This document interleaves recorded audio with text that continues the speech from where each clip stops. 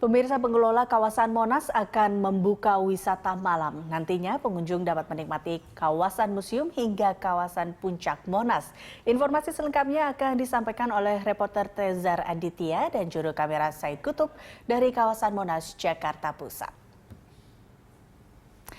Ya, Tezar, persiapan apa saja yang sudah dilakukan jelang peresmian wisata malam Monas ini?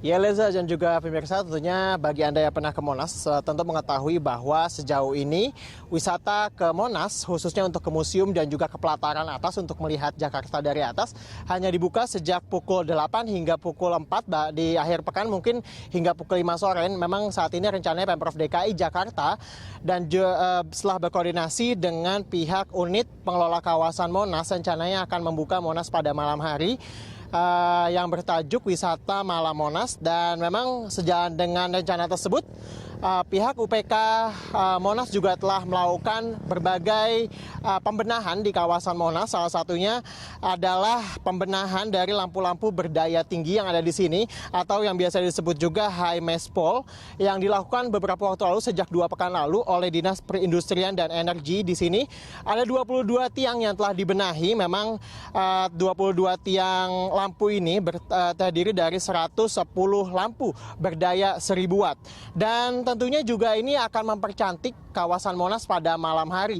Dan selain itu juga ditambah nantinya dengan ada PNS yang disiagakan atau shift malam. Nanti ada 41 PNS yang berjaga untuk menyambut para pengunjung pada wisata malam. Ini juga ditambah nanti ada sekitar 434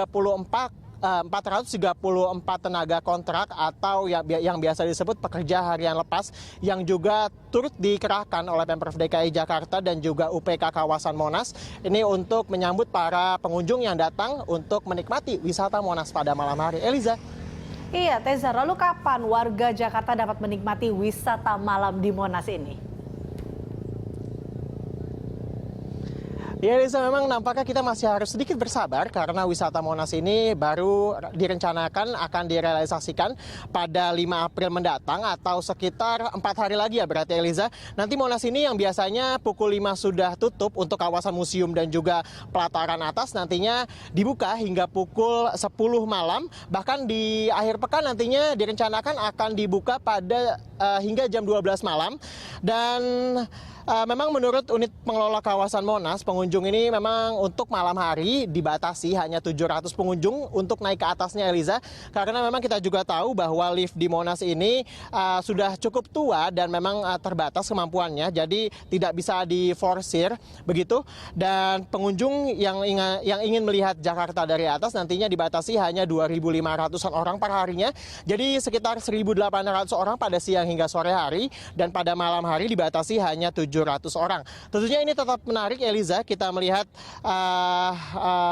Monas atau melihat Jakarta pada malam hari dari atas, dan juga jika misalnya Eliza sibuk pada siang hari dan tidak bisa berkunjung ke Monas, ini juga kesempatan yang bagus sekali karena Eliza bisa mengajak keluarga juga untuk mengunjungi Monas, melihat bagaimana sejarah yang ada di Museum Monas, karena kita tahu memang kawasan Museum Monas ini juga ada diorama mengenai perjuangan bangsa Indonesia dari mulai sebelum kemerdekaan hingga G30 SPKI. Dan juga kita tahu bahwa Monas ini telah dibangun pada 1961 pada era Soekarno dan kemudian dibuka pada umum pada 1975 pada era Soeharto. Dan memang seperti yang dicita-citakan bahwa Monas ini sebagai simbol kemerdekaan dan juga perjuangan bangsa dan sebagai simbol kebanggaan rakyat milik Indonesia.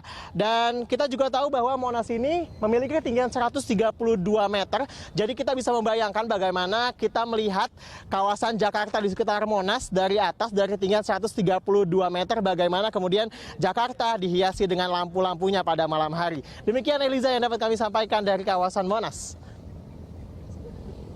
Menarik wisatawan dari lokal maupun mancanegara juga ya, Tezar. Baik, terima kasih, Tezar. Pemirsa, demikian laporan Tezar Aditya dan juru kamera Said Kutub dari kawasan Monas, Jakarta Pusat.